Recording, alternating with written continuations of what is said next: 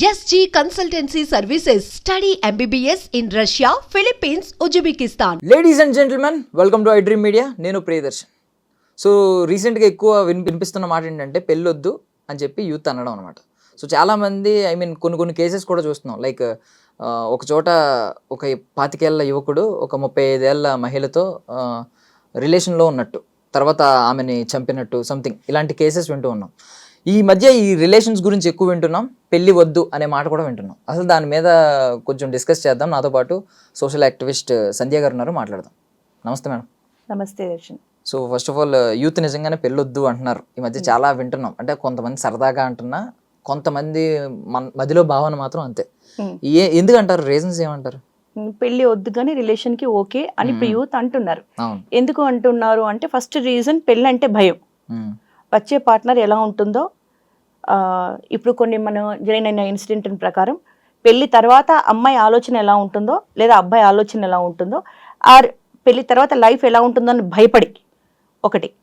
దీనివల్ల యూత్ పెళ్ళి వద్దు అని అంటున్నారు, రిలేషన్కి ఓకే అంటున్నారు. ఎందుకంటే ఇన్స్టెంట్ వాళ్ళకు ఎంటర్టైన్మెంట్ కావాలి. ఒక మనిషి నీడ్స్ ఏంటి? ఒకటి physical needs, emotional needs, financial needs అనేటి ప్రతి మనిషి కూడా వ్యక్తిగతంగా కొన్ని నీడ్స్ ఉంటాయి. ఈ నీడ్స్ ఫుల్ఫిల్ అవ్వడం కోసం వీళ్ళు రిలేషన్స్కి వెళ్ళిపోతున్నారు. ఒక ఏజ్ వచ్చినా కూడా 35-40 ఇయర్స్ వచ్చినా కూడా బ్యాచులర్స్గా మిగిలిపోతున్నారు. పెళ్ళి మాత్రం వద్దు అంటున్నారు. బ్యాచులర్స్గా ఉండడానికి ఏంటంటే వాళ్ళకి ఎటువంటి అబ్జెక్షన్ లేదు. ఒకటి, పెళ్ళి అనేది ఒక బాధ్యత. ఒక పర్సన్కి కాదు, ఒక ఫ్యామిలీకి. ఒక ఫ్యామిలీ కలవడం, ఒక జనరేషన్ని క్రియేట్ చేయడం, ఇంకో జనరేషన్ని క్రియేట్ చేయడం పెళ్ళి అనే దాంట్లో. అక్కడ కమిట్మెంట్స్ ఉంటాయి, రెస్పాన్సిబిలిటీస్ ఉంటాయి. ఈ కమిట్మెంట్, రెస్పాన్సిబిలిటీకి భయపడి ఈ జంజాటం అంతా మనకు వద్దు, రిలేషన్ ఈజ్ ఓకే అనుకుంటున్నారు. కానీ ఆ ఆలోచన ఎంత పెద్ద తప్పు అంటే, నీకు రిలేషన్లో ఇన్స్టెంట్గా ప్రస్తుతానికి నీకు నీ నీడ్స్ ఏవో తీరుతున్నాయేమో, నీ ఫిజికల్ నీడ్స్ కావచ్చు, నువ్వు ఏదైతే ఎక్స్పెక్ట్ చేస్తున్నావో, ఏ సరదాలు అయితే నీకు ఉన్నాయో ఆ సరదాలు నీకు తీరుతున్నాయేమో, కానీ నీకు మ్యారీడ్ లైఫ్లో ఉన్నంత తృప్తి బ్యాచులర్ లైఫ్లో నీకు ఉండదు. అంటే ఏ ఏజ్ గ్రూప్ లో తెలుస్తుంది అంటారు? లైఫ్ లాంగ్ ఒక మనిషి తోడు ఉండాలి. ఒక మనిషి తోడు ఇప్పుడు బీటెక్ అయిపోయిన తర్వాత ఒక 25-26 ఇయర్స్ వచ్చేసరికి అర్నింగ్స్ అనేవి నీకు స్టార్ట్ అయిపోతున్నాయి. సంపాదన నీకు ఉంటుంది, దానికి తోడు ఈ సంపాదన ఉన్నప్పుడు నీకు ఒక పార్ట్నర్ ఉంటే బాగుండని నీకు అనిపిస్తుంది. అప్పుడు నువ్వు పెళ్లి చేసుకోవాలి అంటే ఈ ఏజ్లో ఇంత తొందరగా పెళ్ళి వద్దు అని అనుకుంటావు. ఎందుకు వద్దు అనుకుంటున్నావు అంటే, పెళ్ళి అనేసరికి ఒక రెస్పాన్సిబిలిటీ. వచ్చే పార్ట్నర్కి కావలసినవన్నీ కూడా సమకూర్చుకోగలగాలి, ఫ్యూచర్ కూడా ఇబ్బంది లేకుండా ఉండాలి అని అంటే ఇప్పుడు కొంత బ్యాక్ ఎండ్ కొంత అమౌంట్ సేవింగ్స్ కావచ్చు, నీకు కొన్ని ఏర్పాట్లు అనేవి నేను చేసుకోవాలి. కాబట్టి ఇప్పుడే వద్దు. ఎందుకంటే పెరుగుతున్న ఖర్చులు, పెళ్లి చేసుకుంటే పిల్లలు, రెస్పాన్సిబిలిటీ, వీటన్నిటికీ బోల్డంత డబ్బు కావాలి. ఈ డబ్బు నేను మిగుల్చుకున్న తర్వాతనే పెళ్లి చేసుకుందామని ఫస్ట్ థాట్ ఉంటుంది అర్నింగ్స్ స్టార్ట్ అయ్యాక. దీనికి ఏమవుతుంది, కొన్ని సంవత్సరాల టైం పట్టుద్ది. ఈ టైంలో మానసికంగా నీకు ఒక పార్ట్నర్ కావాలి అనిపిస్తూ ఉంటుంది. ఫిజికల్ నీడ్స్ అవుతాయా ఏజ్ పెరుగుతున్నప్పుడు. సో అప్పుడు ఏమవుతుంది, నీకు దానికి తగ్గట్టుగా నీకెవరో ఒకరు పరిచయం అవ్వడం, తనతో ప్రేమ అనే పేరుతో నువ్వు రిలేషన్లోకి వెళ్ళిపోవడం, ఇన్స్టెంట్గా నీ అవసరాలన్నీ తీరుతూ ఉండడం అనేవి జరుగుతూ ఉంటాయి. ఇది అదే కనుక ప్రేమ అయ్యి ఆ రిలేషన్ అనేది స్ట్రాంగ్ అయితే అది పెళ్లి దాకా వెళ్ళి ఒక హ్యాపీ ఫ్యామిలీ కింద క్రియేట్ అవుతుంది. కానీ ఈలోగాని నువ్వు ఒక నీడ్ కోసం పార్ట్నర్ని వెతికితే ఆ పార్ట్నర్ కూడా నీడ్ కోసమే నీ దగ్గరికి వస్తుంది. ఆ నీడ్స్ తీరిపోయిన తర్వాత అది ఫ్యామిలీగా ఎలా అవుద్ది? రిలేషన్ వరకే కట్ అవుద్ది. ఇలా 1-2 బ్రేకప్స్ తర్వాత వాడికి జీవితం మీద విరక్తి పుట్టుద్ది. దర్శన్, ప్రాక్టికల్గా జీవితం మీద విరక్తి పుట్టేసి, అబ్బాయి ఈ ప్రేమలు అంటే ఇలాగే ఉంటాయి, నేను ఏదో ఎక్స్పెక్ట్ చేస్తే నాకు దొరకదు, ఈ ప్రేమ అనేది అబద్ధం, ఈ రిలేషన్స్ ఇలా ఇప్పుడు వచ్చిపోయే బస్ స్టాప్ అన్నమాట. నీకు ఎన్ని రోజులు అక్కడ ఉండాలి అనిపిస్తే, ఎన్ని రోజులు ఆ రిలేషన్లో ఉండాలనిపిస్తే ఉంటావు. నీకు వద్దు అనుకుంటే ఇమీడియట్గా కట్ చేసుకుంటావు. అక్కడ నీకు ఏమైనా నష్టం వస్తుందా కట్ చేసుకోవడం వల్ల? ఎమోషనల్గా అంటే నువ్వు ఆల్రెడీ ఆ ప్లానింగ్ తోనే రిలేషన్ ఓకే పెట్టుకుంటున్నాం. ఓకే ఆ ఆలోచన ప్రకారమే రిలేషన్ లో ఉంటే ఏ ప్రాబ్లం ఉండదు. అదే పెళ్లి కింద మారింది అనుకోండి, లీగల్ గా ప్రాబ్లమ్స్ వస్తాయి, ఫ్యామిలీస్ పరంగా ప్రాబ్లమ్స్ వస్తాయి. నువ్వు నలుగురికి సమాధానం చెప్పుకోవాలి. రిలేషన్ లో నీకు అవి ఏమీ లేవు, నచ్చిన రోజు రిలేషన్ లో ఉంటావు, తర్వాత వద్దు అనుకుంటావు. ఇలా నీ లైఫ్ ను ముందుకెళ్ళిపోతుంది. ఇలా 30-35 వచ్చేసరికి నీకు అసలు పెళ్లి అవ్వదు. నీకు పిల్లనిచ్చేవాడు కావచ్చు, నీకు అబ్బాయి కావచ్చు, నీకు దొరకరు. అప్పుడు పెళ్లి సంబంధాలంటివి నీకు ఇబ్బంది అవుతాయి. ఇక అప్పుడు ఏమవుతుందంటే ఇంకా ఈ పెళ్ళొద్దు, ఇంకేమొద్దు, అలాగా బ్యాచులర్గా మిగిలిపోయి ఈ బ్యాచులర్ లైఫ్ ఒక మనిషికి ఒక ఈగో సాటిస్ఫై అనేది అవ్వాలి. నీకు పెళ్ళెందుకు అవ్వలేదురా అని అంటే అప్పుడు ఏం చెప్తాడు, నాకు ఎవడు పిల్లలు ఇవ్వలేదురా అని ఎవరు చెప్పరు. పెళ్ళంటే నేను నమ్మకం లేదురా, అమ్మాయిలు ఇలా అలా అని చెప్పేస్తాడు. అవునా? సైకాలజీ ప్రకారం ఆ ఎదుటి అతను ఈగో సాటిస్ఫై చేయడం కోసం ఆ ఆపోజిట్ జెండర్ ని తప్పు పట్టేసి ఈ పెళ్లి వ్యవస్థే కరెక్ట్ కాదు, బ్యాచులర్ లైఫే బెస్ట్ రా బాబు, ఏ జంజాటం లేదని డిసిషన్కి వస్తారు. రావడానికి ఇన్ని సంవత్సరాల జర్నీ, ఈ జర్నీలో ఇన్ని మార్పులు అనేటివి వచ్చాయి నువ్వు ఫైనల్ డిసిషన్ రావడానికి. బట్ ఆ ఏజ్ లో ఇన్నర్ ఫీలింగ్ ఏ బ్యాచులర్ కైనా కూడా దర్శన్ తను బయటికి మాత్రం హ్యాపీగా ఉన్నట్టు కనబడతాడు, కానీ మనసులో తనకెంటూ ఒక ఫ్యామిలీ ఉంటే బాగుండు, ఒక పార్ట్నర్ ఉంటే బాగుండు, తన గురించి ఆలోచించే ఒక రిలేషన్ ఉంటే బాగుండని ప్రతి ఒక్క వ్యక్తికి, ప్రతి ఒక్క మనిషికి అనిపిస్తుంది దర్శన్. అబ్బాయి కావచ్చు, అమ్మాయి కావచ్చు, ఎవరికైనా సరే. మనం సెలబ్రిటీస్ కూడా చూసాం, ఇప్పుడు కూడా ఈ ఏజ్లో కూడా పెళ్లి చేసుకుంటే బాగుండా. ఎందుకు చేసుకుంటున్నా అంటే వాళ్ళకు ఒక కావాలి రిలేషన్. మనిషి ప్రాక్టికల్గా ఉంటారు అంతే. కానీ దాన్ని కప్పుపుచ్చుకోవడం కోసం ఈ పెళ్ళిళ్ళు అనేటివి ఫేక్, ఈ ఫ్యామిలీస్ అనేది అబద్ధం, అసలు ఈ పెళ్లి లైఫ్ ఎలా ఉంటది అనేది చెప్పుకుంటారు. అంటే ఒకటి చెప్తానండి, ఇప్పుడు మీరు చెప్పిన కేసు అంతా ఒకటి ఉంది కదా, దీనికి దీనికి కంప్లీట్ గా వేరే కేసు ఉంది. ఏంటంటే ఇప్పుడు వీళ్ళందరూ ఏమన్నారు, మీరు ముందు రిలేషన్స్ లోకి వెళ్ళిపోవడం, కట్ అయిపోవడం, వీటి వల్ల నమ్మకం పోయి కొంతమంది బ్రేకప్స్ వల్ల కొంచెం ఆ ఇంట్రెస్ట్ పోతుంది అని అన్నారు. బాగుంది. బట్ ఇంకొక వైపు ఏంటంటే మీరు ఆర్జీవి గారిని తీసుకోవచ్చు, మన పూరి జగన్నాథ్ గారిని తీసుకోవచ్చు. అలాంటి వ్యక్తులు ఏంటి, పెళ్లి చేసుకున్నారు, ఫ్యామిలీ వచ్చిన తర్వాత, ఇప్పుడు ఈ ఏజ్ లో వచ్చిన తర్వాత పెళ్లి వద్దు అని చెప్పి సమాజానికి చెప్తున్నారు. మరి దాన్ని ఎలా చూస్తారు? పెళ్లి వద్దు అని చెప్పిన వాళ్ళు ఎంతమంది ఫ్యామిలీస్ దూరంగా ఉన్నారనేది చూడాలి. ఎవరు ఫ్యామిలీకి దూరంగా లేరు, వాళ్ళు ఆల్రెడీ ఆ ఫేస్ చేసి ఉన్నారు. ఇప్పుడు పలానా వాళ్ళ పేర్లు తీసుకోవడం ఎందుకు, కానీ అర్లీ మ్యారేజెస్ వల్ల తొందరగా పెళ్లి చేసేసుకొని జీవితం అంటే ఒక అవగాహన వచ్చేలోగానే అన్నీ అయిపోయి జీవితం అంటే ఇదా అని తెలుసుకునే లోపే నీకు ఒక విరక్తి భావన అనేది వస్తుంది దర్శన్. నేను అది కూడా అది కూడా కరెక్ట్ కాదంటాను నేను. ఇప్పుడు వాళ్ళు ఎవరో చెప్పారని చెప్పి నువ్వు మోటివేట్ ఎందుకు అవుతున్నావు? నువ్వు ఎలా మోటివేట్ అవ్వాలి తెలుసా? నువ్వు ఒక వ్యక్తిని పెళ్లి చేసుకుంటే అతను నీ పార్ట్నర్ అయితే మీ జంట వల్ల మీ జంట ఒక జనరేషన్ని క్రియేట్ చేస్తోంది, ఇంకో జనరేషన్కి ఒక జంట కారణమవుతుంది. ఆ జనరేషన్లో అంటే నువ్వు అంటే నీ తర్వాత నీకు పుట్టే పిల్లలు ఏ సెలబ్రిటీలో కావచ్చు, ఏ గొప్ప వాళ్ళు కావచ్చు.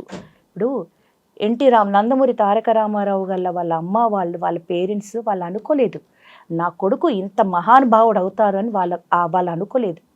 కానీ ఈరోజు అతని వల్ల ఎంత ఒక గొప్ప స్థాయి, ఒక గొప్ప వ్యక్తిని వాళ్ళు కన్నారు. ఆ జంట వాళ్ళు అనుకోలేదు. వాళ్ళు ఆ పెళ్ళి వద్దు అని అనుకుంటే, ఈ పిల్లలు మాకు వద్దు అని అనుకుంటే అంత గొప్ప వ్యక్తి ఈరోజు పుట్టే వాళ్ళ. ఈరోజు అబ్దుల్ కలాం అనుకుందాం, అబ్దుల్ కలాం పేరెంట్స్ అనుకున్నారా? మోటివేట్ అవ్వాల్సింది ఈ రామ్ గోపాల్ వర్మని, ఈ పూరి జగన్నాథ్ చూసి పెళ్ళి వద్దు అని కాదు, పెళ్ళి చేసుకుని ఒక కమిట్మెంట్తో ఉంటూ, ఒక బాధ్యతతో ఉంటూ, ఒక ఫ్యామిలీగా ఉంటూ నువ్వు క్రియేట్ చేస్తున్న ఇంకొక జనరేషన్, ఇంకో కల్కి కావచ్చు, ఇంకో అర్జునుడు కావచ్చు, ఇంకో నేత కావచ్చు, ఇంకో సెలబ్రిటీ కావచ్చు, ఇంకో గొప్ప వివేకానందుడు కావచ్చు, ఒక మహానుభావుడు అవ్వచ్చు. కానీ నువ్వు తీసుకునే తప్పుడు డిసిషన్ వల్ల ఒక జనరేషన్ స్పాయిల్ అవుతోంది. నీ ఆలోచనలు అలా ఉండాలి. ఈరోజు అబార్షన్స్ చేసుకుంటూ ఉంటారు నిమిషాలలో, నాకు ఇప్పుడు ఈ పిల్ల వద్దు, ఈ ప్రెగ్నెన్సీ వద్దు అని. కానీ నీ కడుపులో ఉంది ఏ గొప్ప వ్యక్తో నీకు తెలియదు కదా. ఆ గొప్ప వ్యక్తి వల్ల నీ జీవితాలు మారచ్చు. ఆ గొప్ప వ్యక్తి భవిష్యత్తును నాశనం చేస్తున్నావు. దానివల్ల ఒక రాష్ట్ర భవిష్యత్తు కావచ్చు, ఒక దేశ భవిష్యత్తును కావచ్చు నువ్వు మార్చేస్తున్నావు.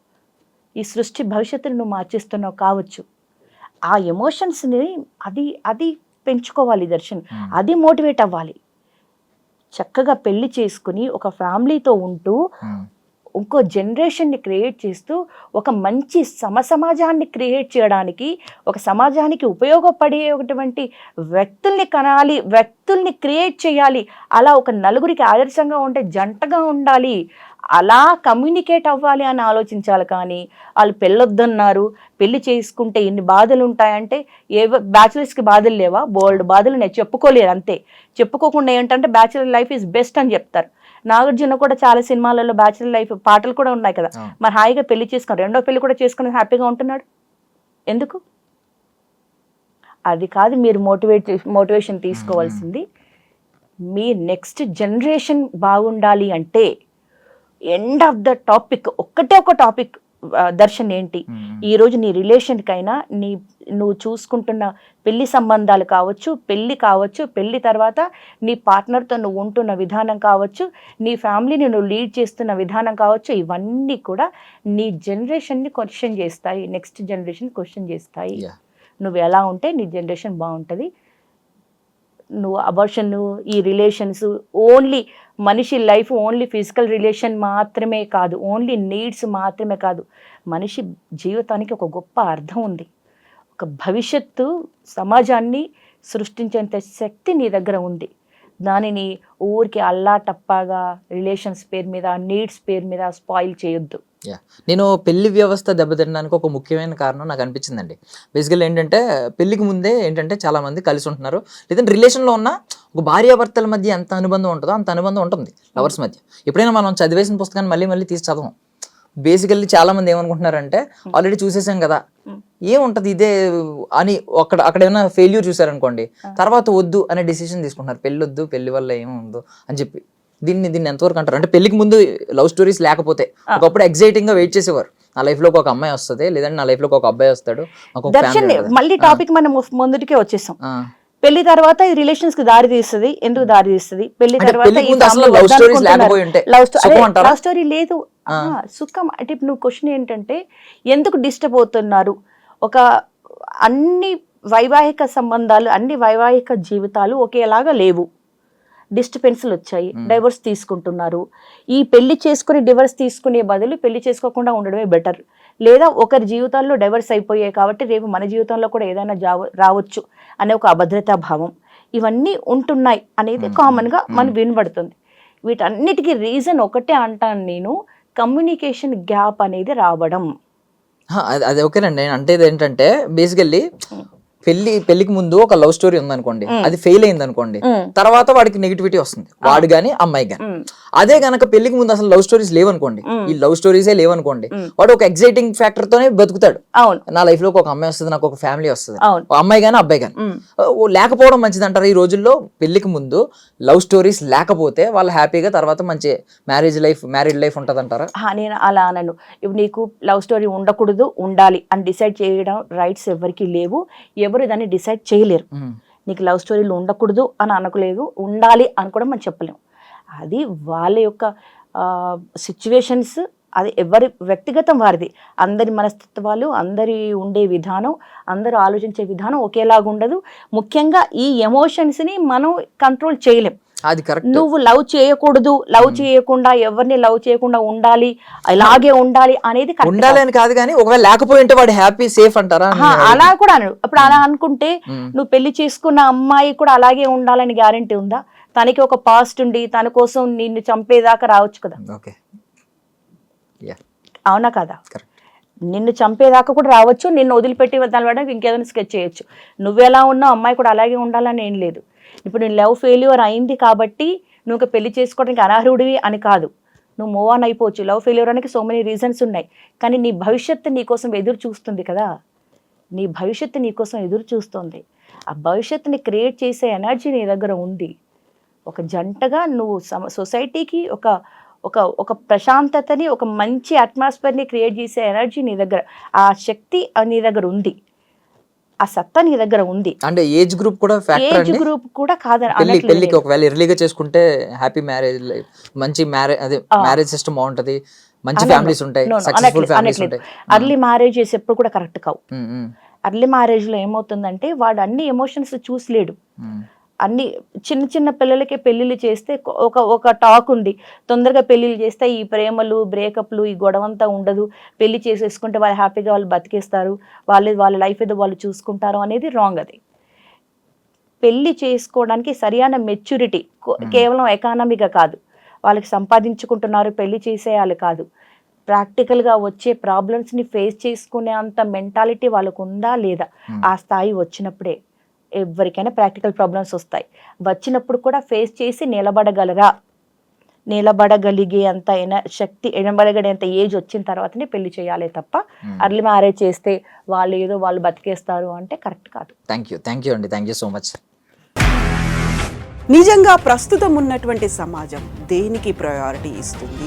ఆర్థిక సంబంధాల చుట్టూ మాత్రమే తిరుగుతోంది. మళ్ళీ ఎన్నికలంగానే చాలా విరక్తి కలుగుతున్నాం. మంచి అనిపిస్తుంది కదా, లేడీస్ కూడా ఛాలెంజింగ్ జాబ్స్ చేసినప్పుడు చాలా బాగుంటది. ట్రాఫిక్ అసిస్టెంట్స్ గా నియమించిన ట్రాన్స్జెండర్స్ అందరితో సాల్యూట్ చేయించుకుంటున్నారు. ఫుడ్ డెలివరీ ఇవ్వటానికి వెళ్ళినటువంటి డెలివరీ బాయ్ అనిల్ పై కళ్ళ ముందు